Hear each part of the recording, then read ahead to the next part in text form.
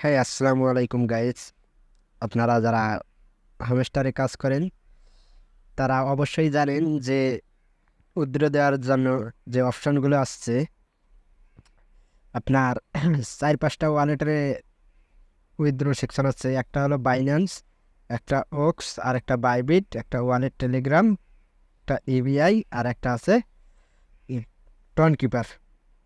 তো আমরা মূলত অনেকেই আছি যে এই ভুলটা করছি, যে সরাসরি আইসায় যে টন কিপার যে ওয়ালেট কানেকশন আছিল এটাতে চাপ দিছি, চাপ দেওয়ার পর অলরেডি এখানে কানেক্ট হয়ে গেছে। তো এটা কোনো চিন্তার কোনো কারণ নাই।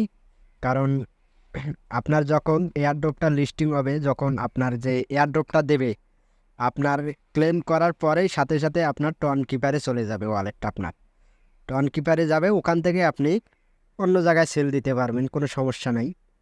যাদের মনে করেন যে বাইন্যান্স নাই, অথবা আমার নিজের বাইন্যান্স নাই, বাইন্যান্স আছে কিন্তু আমি ভেরিফাইয়ের সমস্যা, ভেরিফাই করতে পারি নাই, আমার এনআইডি কার্ড নাই, এই কারণে আমি ভেরিফাই করতে পারি নাই, এই কারণে আমার বাইন্যান্স নাই।